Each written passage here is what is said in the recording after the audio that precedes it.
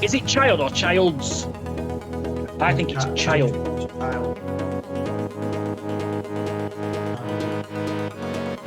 With an S or without an S?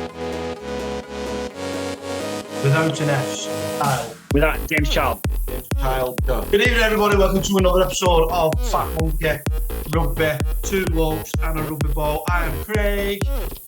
I'm Matt. And this is what we look like. It's the first time putting our faces on screen. We've got a special guest tonight, my mate. We absolutely have. It's a face that we've all screamed at, either for joy or for in a bad way. A bloke that everyone will recognise. Considering it's our first ever guest that we've done on Zoom, I think we've got an absolute belter. Yeah, we are. So I've got here. I'm just going to read a couple of stats off here, and then I'm going to read a couple of people's comments on the post and who they think it is.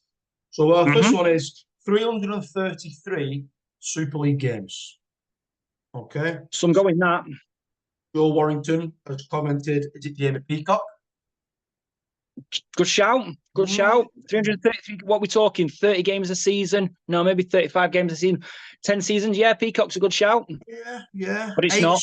8 Super League Grand Finals. Peacock's not been in 8 Super League Grand Finals, has it? What, Bradford and Leeds? Maybe, but it's not. It's not him anyway. We can talk about him anyway, but no, it's not him. What about Kevin Sinfield? Part of that Leeds side in the 2000s, weren't he? Could be, but no, it's not him either. Let's go through the rest of that. 7 World Cup challenges, 5 Challenge Cup finals, 4 World Cup appearances, and 2 World Cup finals. I think the 7 Martin of Fire somebody's put on there, yeah? Is it murder? I think that the 7 World Cup challenges gives it away because I don't think any British side has been in 7 World Cup challenges. It is the one and only former Super League referee, James Childs. James Childs, it certainly is. Thanks very much, James, for coming on. Just want to start with your career. Really, we've got. I want to call you a celebrity. I'm not sort of bigging you up to, but you're a face that everyone around the rugby. You are a celebrity. When we put this on, everyone will know who you are. No one will know who me and Craig are, but you will. Everyone will know who you are. Obviously, you started refereeing at 11 years of age. Is that right? Is that have I researched that properly? Yeah. So tell us about that. Did you play the game? Did you immediately want to ref? How did you get involved in the wonderful game of rugby league? So I started when I was 11, and I was at junior school. So we used to play sort of football at lunchtime, and we'd argue whether it was a goal or not, whether it was a foul or not. And somebody in their wisdom decided to take it in turns to referee, and so they brought in a little plastic whistle, and we took it in turns. And I obviously enjoyed the power and the control that the whistle gave me. But football, I wasn't really a sporty person at all. So if you'd have told me that I went on to sort of have a career in professional sport, I would never have believed you. So, but football really wasn't my sport, and rugby league was kind of the sport that I followed as in terms of the family. So we lived around the corner from the old Dewsbury Crown Flat ground. So I'd go and watch with my brother and sister the second half of the games because we could get in for free and sit on the banking behind the sticks. And then I used to sort of go home and away with my dad and my granddad and my granddad's brother, and that's kind of how I got into rugby league and watching rugby league, but never played. So none of my friends played rugby league, and from there was something in the local paper about junior referees having taken a course and qualified in rugby league. So I thought, why not? I'll give it a go. So I wrote to the Rugby Football League at Chapeltown Road. Didn't get a reply, and decided that, well, I best write again. So I had to write again. And this time I got a reply from Greg McCallum, who was then head of referees. So he sent me a letter back, and off I went. I sort of did my course, and then a few weeks later, I refereed my first game, which was Shawcross Sharks under-9s against Hunslet Parkside. How good is that you remember that? That's amazing. Yeah. March 1995 in a long bottle green shirt, second-hand shirt, and the rest of this is history, really. I can't remember what I was doing in 1995. I don't know how you remember that. No, I obviously I did have a structure about how I was going to go about this, but I need to ask you a question now because you've just brought something up that's so important. You've never played the game, and the accusation is often It's ref by people who've never played the game. Yet you've made such a successful career out of it. It's not right, that is it? You don't have to have played rugby to be a referee. No, I think it may help, but in my situation, I didn't, and I was probably a little bit embarrassed by that in the early stages of my career, because inevitably people will say, "Well, why did you want to be a referee? Did you play?" And it's like, "Well, no, I never played actually." But it was just, none of my social circle, played rugby league. So actually, the involvement came through the family and just watching Dewsbury really, and it progressed from there. So I was probably never brave enough to go down and join a club, and I was sort of quite a shy young kid and stuff. And so yeah, it was never really something that I considered. And my dad played amateur level rugby league, and he never sort of pushed me to sort of say, "Oh, why don't you give playing a go," or anything like that. As I say, I wasn't a sporty person, so the fact that I ended up a referee was a little bit odd, really. But I enjoyed. There's no players that can replicate your record in terms of games, World Cup finals, all that. We have got all the stats, which Craig has done. Stats are absolutely massive. We reeled them So off you are early a on. sportsman to us, absolutely. But again, just turning that on its head, yeah, okay, people do say that, but surely you've got a passion for being a referee. So therefore, you would be a better referee because you want to be a referee. You're not a referee because you've not made it at rugby or something like that. You've set out at 11 to be a ref. Therefore, that makes you better qualified, does it not?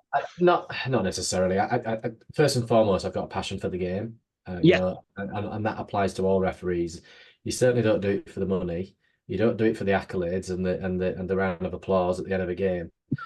So you do it because you love the sport and you want to be involved in the sport in some way. And most referees, in fairness, will have played at some level.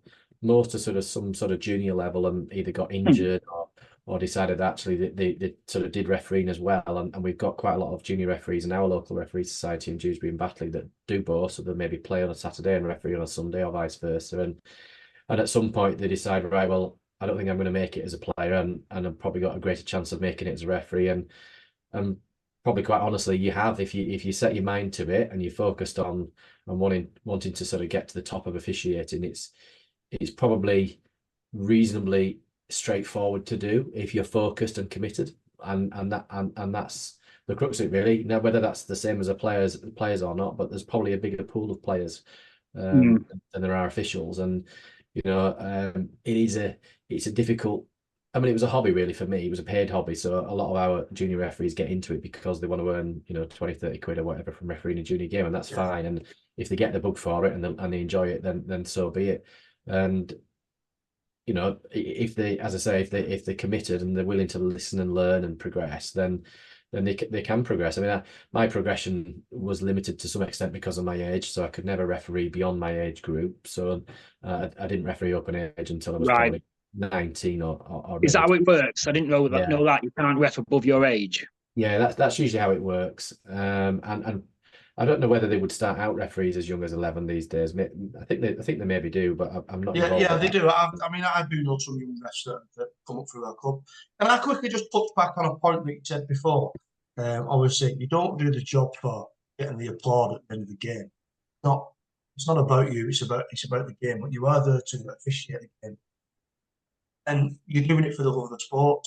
I think that's a massive thing for people to hear coming from yourself, especially for juniors coming up now and wanting to go to the referee channel and they're refereeing. And some of them are starting to get that. Is abuse the right word? Starting to get the abuse at such a young age, but they keep coming back week after week, refereeing games and wanting to do it. And people are not realising they're not doing it for the money. They are doing it for the love of the sport. I think that's a big point we need to get. Yeah, the passion has to come first, and as I say, for young kids, there is a bonus that that they'll get a match fee for it, but that doesn't take the place of being abused. I mean, I remember doing a game. I think it was an under-11s game at Shawcross, and it was, if you visited Shawcross, you referee a little bit away from the club, and on the way back from that game, I had to sort of walk through the pitches and then through the school back to the changing rooms, and I was just abused all the way back by what age were you then? I would have probably been 12, something like that. Maybe not even that. It might have been an under-10s game. I might have been just 11 or 12. Overexcited parents. But very young, I was a child, and parents were effectively abusing a child. And it's one of the rare games that my dad had not attended. My mum was there instead, and so she didn't take it too well. I didn't take it too well.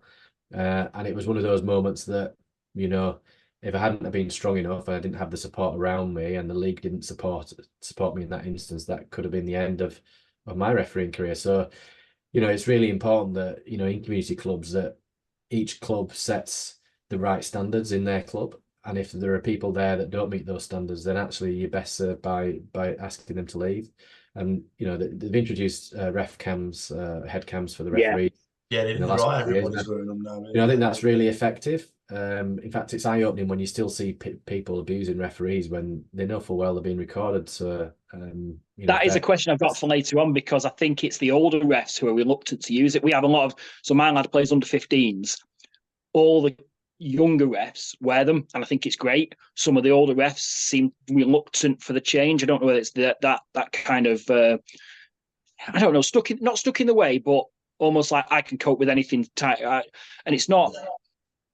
I don't know. It's more. I don't know what I'm trying to say with that, but more. I mean, it's not a great look. I mean, we wore them on Super League for a number of years, didn't we? And we looked ridiculous with the camera on. I saw you put a tweet out, didn't you, the other day saying, "I'm glad that cam's not on anymore," or something. I don't have to wear that cam. I saw that. Yeah. At least I had hair on my head, unlike Phil Benson, or he come off the pitch in the summer, it was like a hot cross bun. But so the look's not great, but ultimately they're there for the referee's own safety, and actually for player safety as well. Safety, so of course. Definitely. We all see that footage of that straight forearm over last summer that was caught on the head cam. That player, do you remember that there was he just caught him and it was deliberate, and you just thought that's what the RFL need. They need, when you go into a disciplinary, it's not opinion based. Then it's fact. That is what happened. It's like CCTV or anything like that. Can we just go back like one step? So you're 12 years old, and I think this is where the community game really needs to learn. You're 12 years old, you're coming off the field and you're getting abused. Coping strategies, and I know everyone will cope differently, but for a young lad who goes through that, give him some advice. I know you said you were strong, you had the club around you. How do you, as a 12-year-old boy, deal with that so that you come back next week and you're not then in your back bedroom scared of going to a game? It was really tough. I remember being in floods of tears myself, walking back, to the changing rooms. But Shawcross were really supportive on the day, because it was the away team that were at fault. So they supported me. My parents obviously supported me. My local referee society did, and the league dealt with it strongly. So I felt as though the issue hadn't been brushed under the carpet, hadn't been ignored. These things unfortunately sometimes do happen. And as long as mechanisms are put in place to respond to those, then you rely on your support network around you to sort of get you through it. And I'm pretty sure I was probably back out refereeing the next week. I think that's always the challenge for a referee, is that you go again, but often the sooner you get your next game, the better, really. Yeah, no, that's great. So now you're 11, 12-year-old and you're reffing. As you were one of the first pro refs at 2006, is that right? Somewhere around there. You'll probably remember it better than me. I think, I think I've got a list here. We've got a book on you, believe it or not. I think I made my grade 1 referee debut in 2006, which was Gateshead against Workington.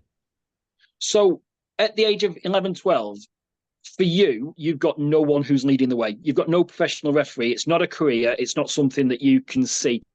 But there's got to be something driving inside you that thinks, I could do something with this. Or are you always planning at that young age that you're going to be an amateur ref and just fit it in around your daily life? Is that, or do you think by the time I get to 20, it could be professional? Well, it's difficult to anticipate that. 1995 is when I started, and they didn't introduce full-time referees until December 2006, which was sort of 11 years later. So I couldn't have anticipated that at that stage. But as soon as I got the bug for it and enjoyed it, unlike many musical instruments that had started as a child and stopped after a few weeks, I kept going with the refereeing, which much to my parents' surprise. But once I got the bug for it, I always wanted to officiate the top games. I always wanted to make it to, the first team, a referee, a Challenge Cup final. There wasn't a super. What age did you think you first thought, I want to do a Challenge Cup final? Where were you at with your, because it becomes a pipe dream at 12, 13, 14, I think. But at what stage do you think, Yeah, Challenge Cup for me. The one Challenge Cup final that stuck in my mind was 1994. Leeds played Wigan. I think it was the famous Martin Afire try, wasn't it? Yeah. But sort of saying to my mum, "Come, we need to get back from shopping on a Saturday to get back and watch the game on TV." And okay, I'd not started refereeing at that stage, but you know, as a person growing up at that time in the 90s, it was all about the Challenge Cup because there literally was no Super League. So it was it's always my ambition, as I say, once I got the bug to referee if I could at the highest level. And I never thought I may do it, but why not? I always thought that if I worked hard enough and listened and learned, as I said earlier, then why not? And I think that is the key message to any young ref out there, isn't it? That there is a progression. You don't have to have played the game. You can be involved in the game. But if you commit yourself to it, like you would if you were a player, there is a world of rugby league out there for you as a ref. I think that's for sure. And I've been privileged enough to travel, across the world. Been to probably spent possibly about 6 months in Australia officiating. Been to New Zealand, Russia, Serbia, and Russia. What was that for? I went to Russia. Yeah, touch-judged Russia against Georgia in the Luzhniki Stadium in 2005. That was random. It was 80,000 capacity stadium, and there was probably about 300 people there. It was... And I bet you had thermals on as well. And I bet there's no summer rugby in Russia, is there? I think it's always -10 or whatever. It was cool, but it was a great experience to obviously travel to Toronto as well, and so there's a world of opportunity out there for officials if they set their mind to it. And look, it's not an easy hobby because it does take over your life. Most of our officials do maybe a couple of games on a Saturday, maybe a couple of games on a Sunday, and it does become your life. And one of the challenges that we've had as referee, when I was refereeing and then coaching some of the referees, was that we often lost officials when they went off to university. So they start as in their teenage. That's one of my next questions. When they go to university, they move away. So they might move away from the heartlands, and then it becomes trickier to stay involved, or they find other things, don't they? Women, alcohol, all that. Yeah. So that leads me on to my next one. So obviously you're a surveyor now, a successful surveyor. You must have gone to university. Am I right in thinking that? I haven't Googled it to that extent. That I'm guessing you went to university to do your surveying. Yes, I started at Leeds University and studied a year and left after the first year. I was studying history. Didn't enjoy the course. I wanted to switch on to news journalism, and I'd spent a third of my first year doing news journalism. Because at University of Leeds at the time, if you were studying an arts subject like that, they made you study outside of your subject area for a third of your credits. And I absolutely loved it. So in another world, I could have been a news journalist or a sports journalist or something like that. And I always had a real interest in media. But I didn't switch on to that because I would have lost 2 years and left, didn't do much, and then found my way into a job in the property industry through a family friend, and they offered to put me through a distant learning degree. So I did a degree through the College of Estate Management, which was part of the University of Reading. And so I was studying my degree, working full-time Monday to Friday, and then refereeing and touch judging. And so that was where I was going with that. Because as a university student, if you were still at uni, because I didn't know how that career path went, I hadn't even thought that. If you'd gone to Ipswich University, you'd have never done any reffing unless you're going to travel all the way back and your expenses and stuff like that. So that was where I was going to go.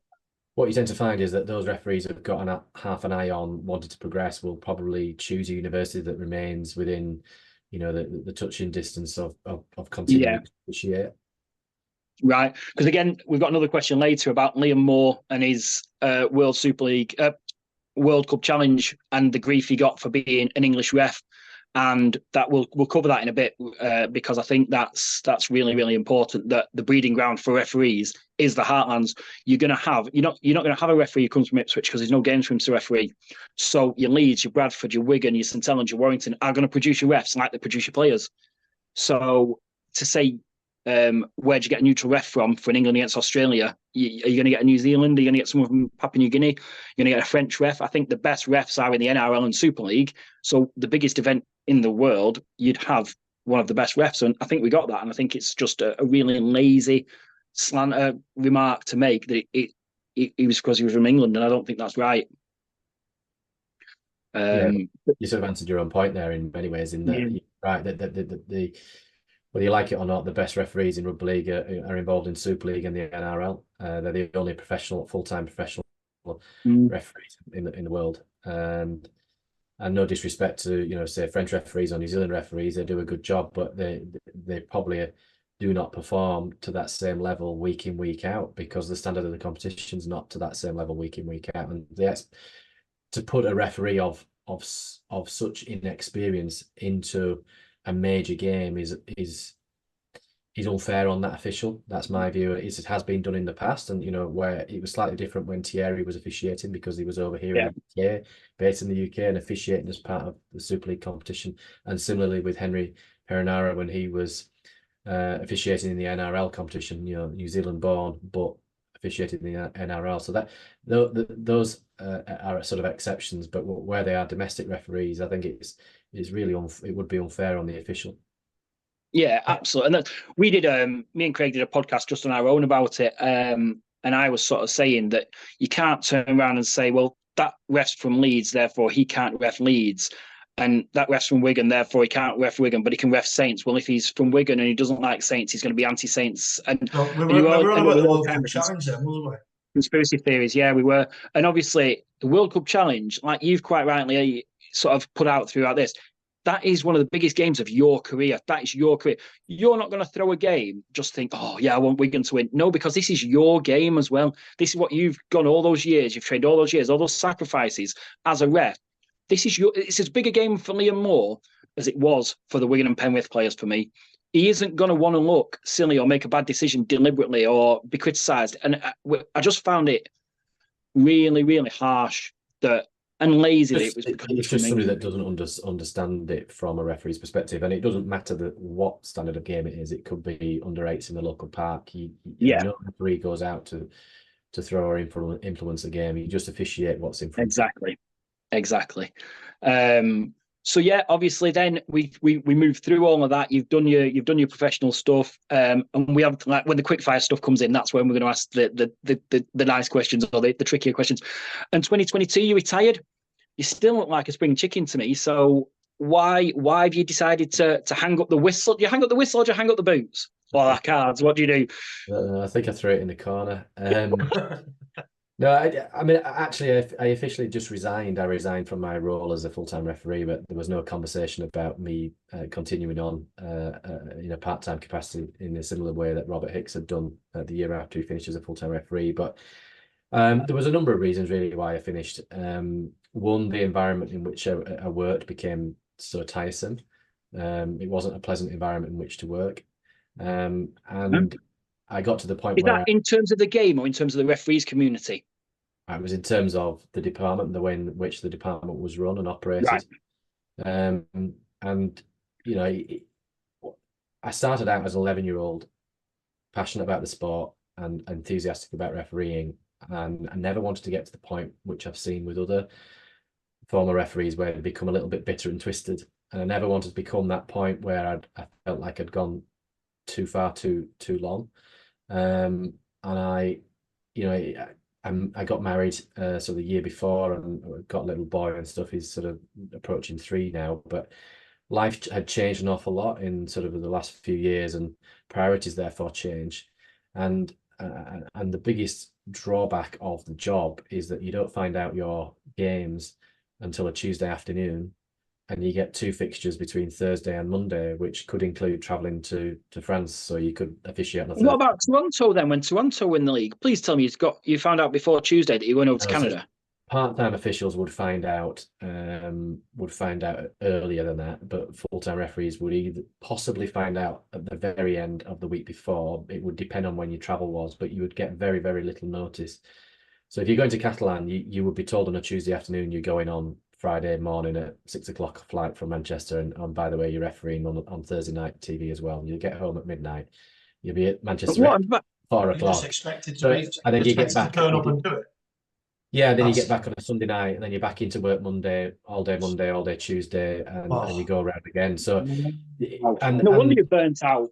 Yeah, and you were discouraged from taking any holiday, basically from the start of pre-season until the end of the rugby season. Now, I hadn't even thought about that.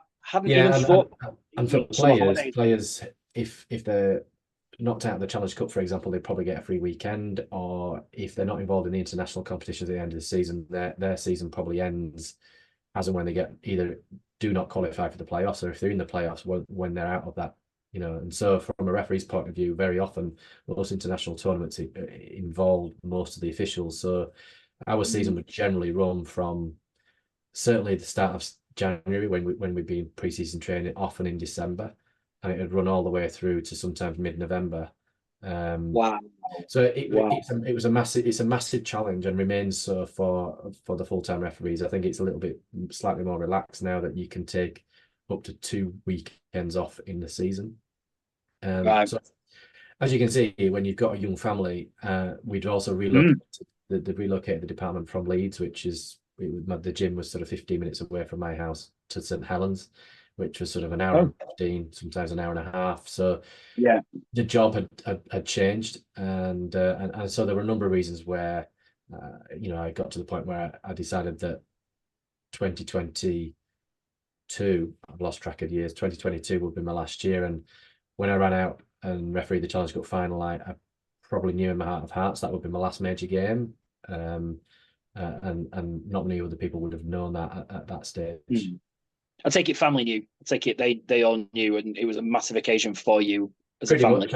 I've not made a definitive decision by then, but I was talking about at that stage finishing. So it wasn't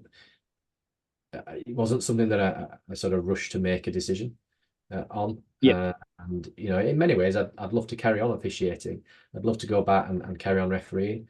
But it's just a massively challenging role in that, for people who've got young families, it's such a huge commitment.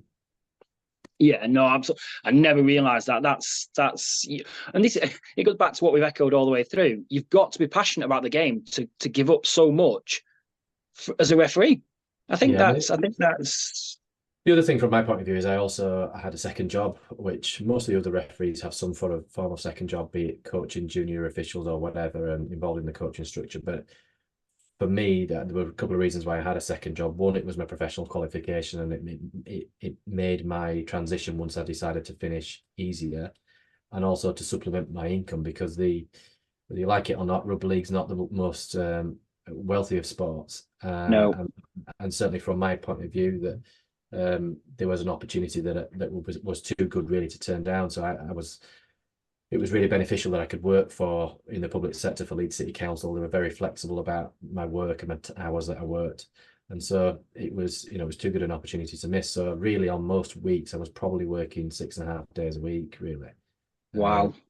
So it was a massive commitment, and I think a lot of people don't realise the effort that goes in for referees, and the amount of time that they spend training and reviewing games, previewing games, and appreciate that they turn up on a Friday night and ruin your Friday night, but a lot of time and effort for that. And then they've got sleepless nights on the Friday night and Saturday, etc. So talk me through the preview. Obviously, clubs will scout. What are you review? Obviously, you're reviewing your performance and this, that, and the other. What are you previewing? What are you looking forward? What does that involve? In terms of preview, we'd look at 3 things: the 2 teams, so looking at the players, looking at the sort of typical traits of certain players. And it's always a fine balance between you not wanting to prejudge players and actions, but equally knowing that a certain player on a certain team may have a propensity to behave in a certain way, and it's how you may manage that situation should that situation arise. So you're kind of thinking about scenarios, and if that happens, I may do this or I may do that. So you're not expecting it to happen, but you're sort of thinking, well, if it does happen, I'm ready. I've kind of got strategies ready to deal with that. And so when the coaches come out midweek and say you're looking at England for slowing the play, Wigan for slowing the ball down, that's already ticking as a cog in your brain, is it? And you're thinking, right, so Paul Wellens has said that we're going to lay on and try and slow the ball down because we're playing so quickly. You're thinking, oh, Wello said that. Let's have a think. It wouldn't be guided by comments made by coaches whatsoever. It would be guided by the stats. So we'd look at the stats. Right. We'd look at the ball speeds from respective teams, but we'd look at individual players, so we could look on Opta stats and look at penalties conceded or set restarts conceded, who concedes the most in that team, And also, you just through experience of refereeing teams, you get to know players who's easier to manage, who's harder to manage, and who may lay on the ruck a little bit longer, who might leave a hand or whatever, or pull a leg or that sort of stuff. So the preview would focus on both teams, players, and then it would focus also on us as an officiating team. So what I'd done well the week before, what I hadn't done so well, and what we as a collective, as a group of referees, had probably done well, and what we hadn't done well on, and therefore what we needed to sort of fix up going into that week, really. The young referees and their position in the game, and I bang this drum all the time, and I'm noisy on the sideline, never ever direct at the referee. Obviously the shout of offside or whatever always comes out, and I have got a loud voice, so I do come across quite loud. But you see them all, and without a ref, you haven't got a game. So what advice would you give to a young referee, boy, girl, that wants to make it in the game? What would you offer from your viewpoint? Firstly, if you've been brave enough to pick up the whistle in the first place, then just stick at it, because there will be days where you'll either have a poor performance, or somebody will think you've had a poor performance and tell you about it. But either way, the games don't always go smoothly, and I had plenty of those in my career, at professional level, live on TV. So you've just got to be able to, as you progress, learn from those mistakes. I mean, I refereed my second ever National Conference League game and had to abandon it. And what for? Fighting, because I lost control of the game, and so I had to. You lost control and started fighting, or you lost control of the game? Ultimately, as a referee, if the game descends into chaos, you have to look at your own performance and look whether you contributed to that, and the chances are you did contribute to it. Now, that's not to say that players don't have a say in that. Clearly they do, but what it tends to come from is frustration. Now, don't get me wrong, I remember touches in the Yorkshire Cup final, and it kicked off with a 26-man brawl on the first tackle. Players were obviously intent on that game to just go for it. I've also had a game at the Old Boulevard in an amateur cup final where a player jumped off the pitch and ran into the back of the stand because his dad was in a fight, so he got sent off. Wow. You'll get exceptions. But what I'm trying to say is, we've had games, like I remember, when I refereed Catalan against Warrington a few years ago and it descended into chaos, I had to look at my own performance, and I knew when I watched it back, I'd not refereed that game well enough. There were incidents that I missed, and that contributed to the game going where it went. Now, don't get me wrong, players have a part to play in that, coaches do, etc. But what I'm trying to say is, you'll have games, you'll have days, you'll have occasions as referees where things don't go your way, things don't go so well. And all you've got to do is rely on your network around you, be that your family, your friends, your sort of mentors, your other referees in your local referee society. Speak to your coaches and the people in the pathway. Get down to your sort of weekly or monthly training, your local regional training, and just continue to listen and learn and watch referees, other referees, be it at your own level or professional level, and look at the things that they do in terms of the positioning or the man management of players, and just constantly try and learn. What people do have the advantage of these days, which I never did. I didn't see myself officiate on TV for many, many years. So they've got, often these days, as I say to referees in my society, if your game ends up on, say, YouTube or whatever, or you've got footage to it, I'll review it. And we only need to look at 20 minutes, but we can look at 20 minutes of your performance and we'll share it as a group. And we can, you'll all learn an awful lot from a game at your own level rather than watching a professional game. So just basically be a dry sponge and soak it all up. Yeah, soak up the knowledge. What great advice that is. What great advice that is. Thank you. I don't think there's any ref in the world that could have stopped Adrian Morley in that Ashes test at the DW when he just charged at him and took him out in the first 8 seconds, and Ben Flower taking out Lance Ohio as well. I think the other game with the famous punch that I was on was when Great Britain played Australia in Sydney in 2006. When Stuart Fielding got floored by Willie Mason. Yes, what a shot that was. I remember that. I was one of the touch judges on that game, watching the play, the back play. Well, that was a question I had later on. Have you ever actually been not scared, but have you ever thought, wow, there's some punches going in here? And as a ref, I did say, Craig, jokingly, I was going to ask you how many times you blow the whistle, but you think, I'm just wasting my time here, because you see refs, don't you, blowing the whistle, stop fighting. And not listening at all. There's a clip on social media the other day of, was it Wigan against, was it Featherstone? And it's Kelvin Skerritt who sort of jumped across the top. Wow, that is a name.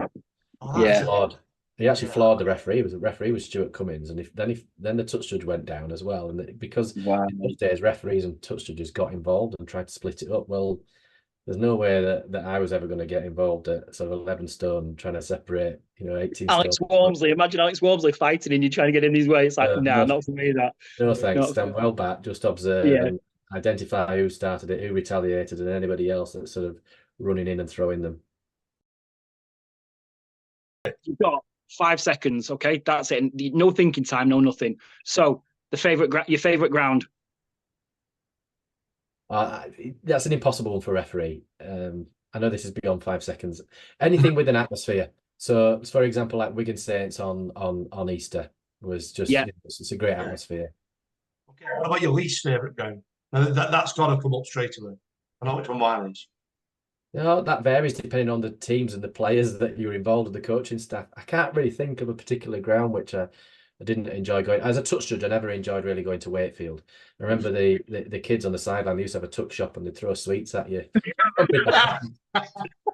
That's the first time I've heard the word tuck shop in about 25 years.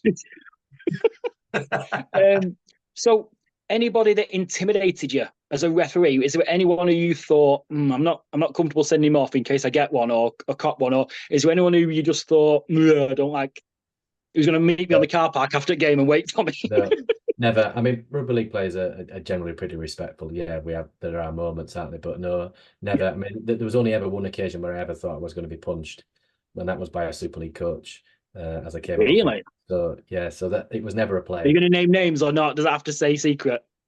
No, okay. But that coach never once looked me in the eye or ever spoke to me after that, and continued to. Because he knew he was in the wrong. That's why. Continue to coach teams in Super League. Yeah. Right. Nightmare player. Is there a player that you think, I've got to ref this game tonight, and he's playing on it, and I know he's going to be on my back from the first whistle to the last? He's a nightmare. You could put quite a few into that camp, and they'd probably think the same about me, to be honest.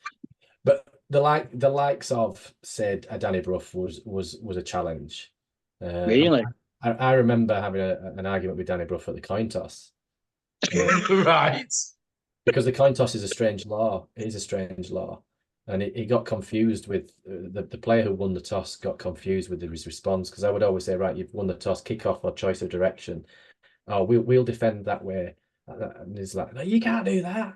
He's got choice of both. I said, no, let me just explain what the coin toss law is. Oh, right, okay. Yeah, the mark there. I think the challenging players, to be fair, were the ones that would come across and speak to you and ask a question in a perfectly polite manner. So you couldn't just brush them, and actually you probably thought you've probably got a point there, Right. So they were actually a little bit more sort of intelligent in the way they approached you, and that's actually more challenging for a referee. Right. Your favourite match you've ever officiated in?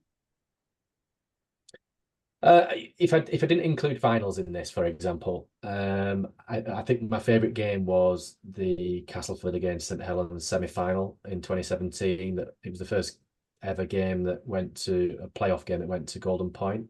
It was the game that St Helens lost it went to Golden Point off the back of a penalty which I awarded to Castleford. They kicked that, and then that's how they won that in Golden Point, I think, didn't they? But it was a tremendous game. It was a great atmosphere in a ground like Castleford where they're sort of all tightly packed in, and obviously the result went their way, and that led to me getting my first major final as well. So I suppose that made it special. So do you get excited? Sorry, Craig, I've nicked your next question, but do you get excited as it goes to Golden Point as well, as we do as fans? So I didn't watch the last 5 minutes of the World Cup Challenge. I was sat in the stand. I couldn't watch. As a ref, do you get excited? Does that emotion? No. How do you stay calm? No, you can't say no. You've got to be. You don't get excited. I mean, all you do is your focus goes even greater, and you're absolutely determined to try and not affect the outcome of the game. Sometimes you have to make a decision that affects the outcome of the game because it's the right decision. But where possible, you want to keep the whistle in your back pocket and manage situations if you can. But if you need to step in, you have to step in. And ultimately, you want to be on every single decision, every pass, every play of the ball, or whatever it is, every tackle. You just want to be on it and make sure you get it right. I can't imagine being the ref or any of those players in the cauldron that was the DW a couple of weeks ago. It was an atmosphere I've never felt before. And obviously the Wigan players playing at home, they're all over it. And the NRL players, whether they're as excited, because obviously they play at a different intensity most weeks anyway. But I can't understand how you can just stay so level-headed. I think that's absolute testament. There's a phrase, isn't it, about pressure is privilege, and it is. Yeah. You know, against Hull in 2017, and I had a decision to make whether the ball was stolen or not, whether it should be a penalty, whether Tony Clubb then grounded the ball, and I ruled that he lost it in the process of going over. Now, that wasn't a popular decision, but I would make the same decision again tomorrow because that's what I believe to be the case. So I think as long as you can live with the decisions that you make, and look, there'll be decisions in any game that you don't get right, and you'll wish you got them right. But no referee can go into a game and reasonably expect to get every decision correct. You just hope that the decisions that you do too fast wrong don't have a direct impact on the result. So obviously you've done some touch judging as well. As a referee, can you touch judge? Is that right? How does it work? This isn't one of your quick fire questions, sorry. This is just. So when I came through, I benefited from a change in the system. So previously, touch judges were often seen as sort of failed referees, that they'd not made it, or they'd got too old and they'd not made the level in terms of refereeing, and then they were sort of handed the flag. And that's what most touch judges were before I sort of did it. And but when Greg McCallum came from Australia, he brought this sort of Australian model, which was that referees would touch judge, so they'd be multi-skilled, but you touch judge at a higher level than you refereed at, and so you gained experience and exposure and pressure, and experience of the pressure of decision making at a high level, and that benefited your refereeing. And ultimately, I think that's the right way to go. So I was really fortunate. I think I debuted in Super League on the line in 2005, and within the following season, I touched judge a Challenge Cup final, international, and I travelled down under. So I'd done pretty much everything I could do within the space of probably 2 years as a touch judge. I set my mind to it and I worked hard for it, but I benefited from that change in the structure. And the final one, I don't think there's any more. The last one is, to your 11-year-old self, when you started, knowing what you know now, would you say go for it again? Oh, absolutely. Yeah, no, totally. Yeah. I've absolutely had a fantastic career, and look back on it with fond memories, and that's what I wanted to do, and that's part of the reason why I finished, as I said earlier on, that I didn't want to get to the point where I was bitter and twisted about it. I was still passionate about the game, and I'd recommend it to anybody. If you're not giving it a go, then try it. Great, and that's from a legend himself. So I think that's all the plug that you need, isn't it? Since you have quit the game, obviously you've come out as being gay, and obviously everything's been around that. There's been loads of news coverage, and that side of the sport has progressed massively. So first of all, touching on Keighley Cougars and what they're doing down in Keighley, which I think is absolutely amazing. They're driving the LGBT cause more than any other club.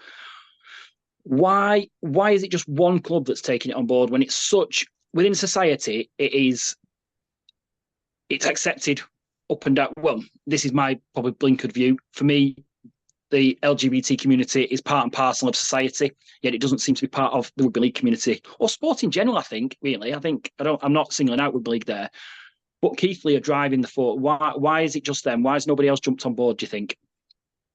Yeah, just skipping back a bit, but I actually came out publicly whilst I was still officiating. So I came out in February 2021.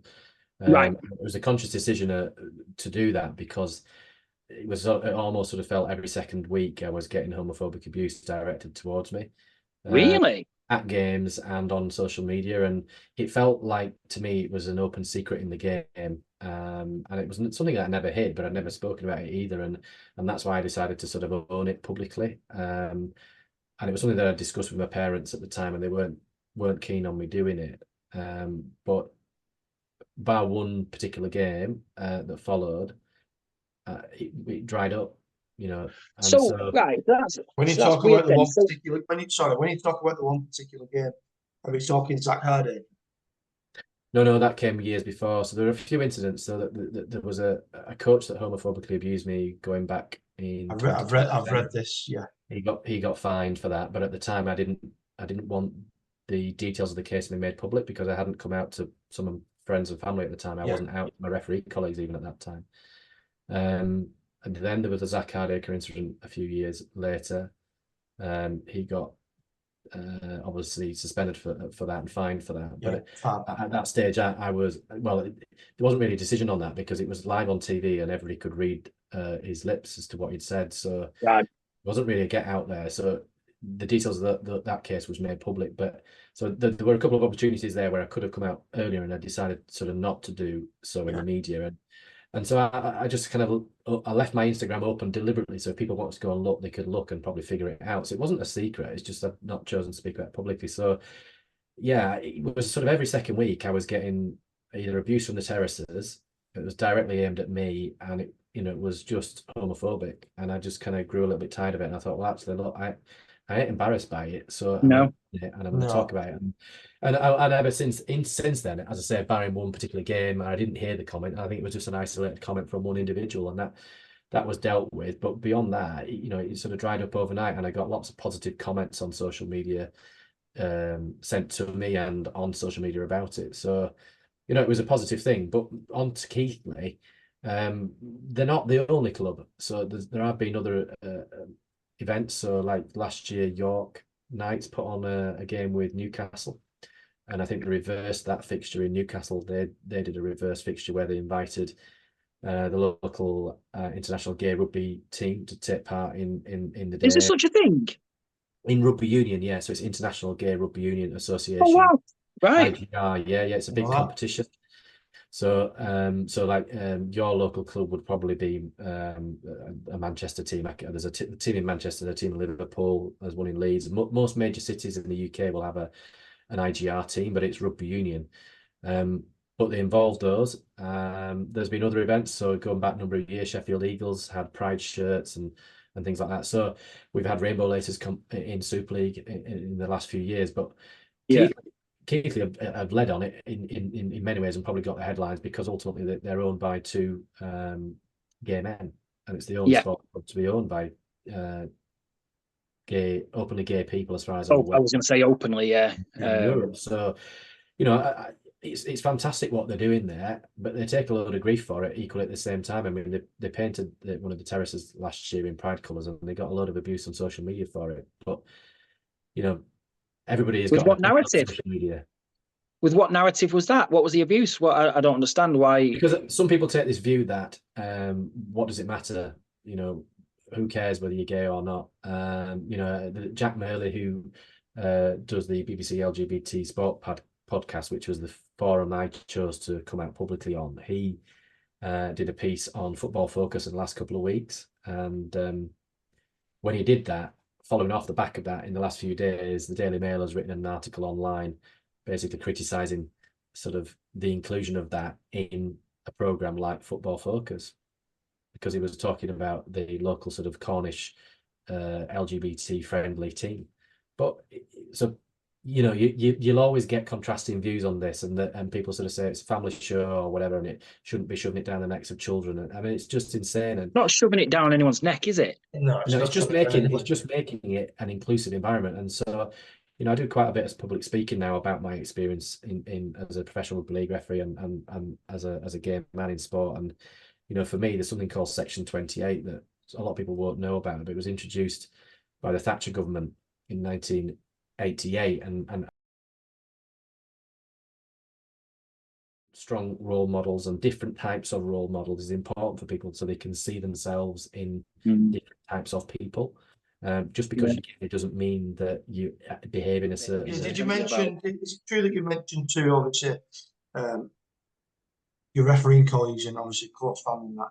Did you come out 10 years to them before? Yeah, that incident was 2010, so, and I came out publicly in 2021, so it was 11 years. 11 years. Right. Before I spoke to the media about it, because partly I took the view that it's nobody else's business except my own, and why should I have to? I shouldn't have to. Yeah, no, absolutely, you shouldn't. And in the end, I can't get my head around why, while it was a rumour you got abused, when you came out, it didn't. It was almost like, because it seems a bit school-like, almost like, no, if you know what I mean.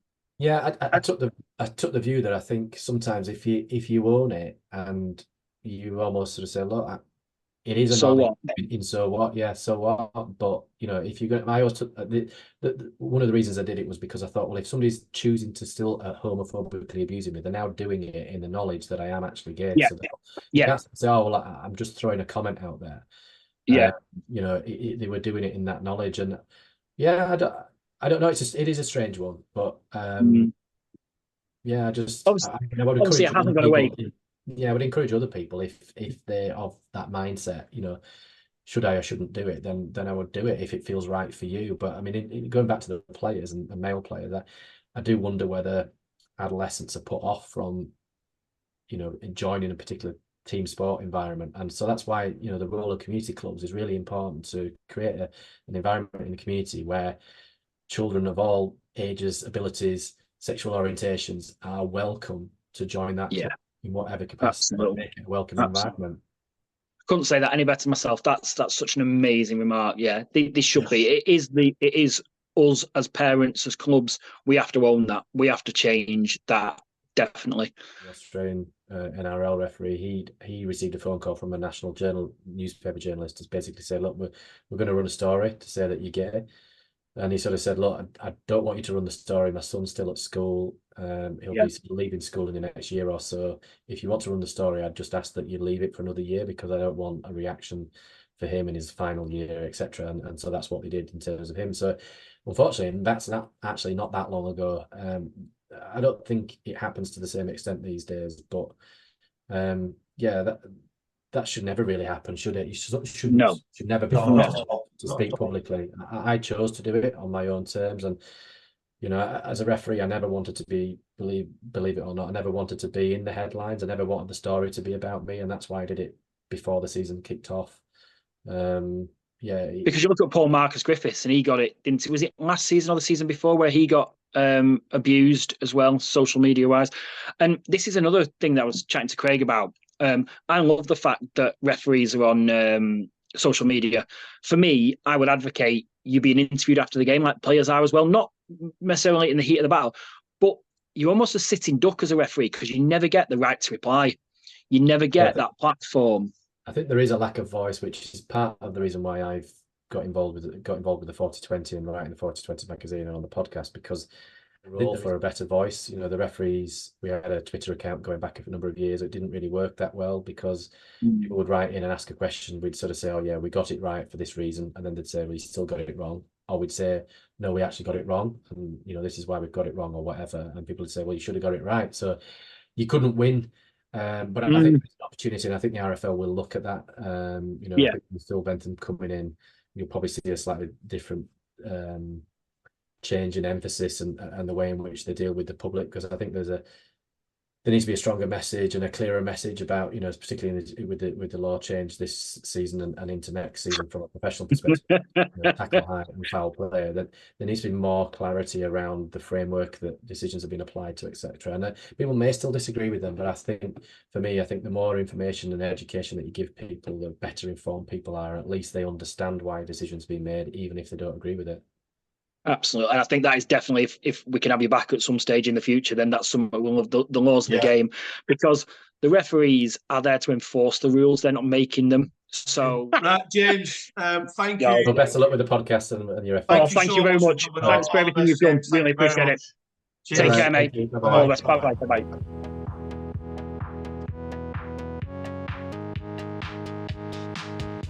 Have you just... It's gone. Oh. Yeah, Charles put phone, but did Matt podcast on me own?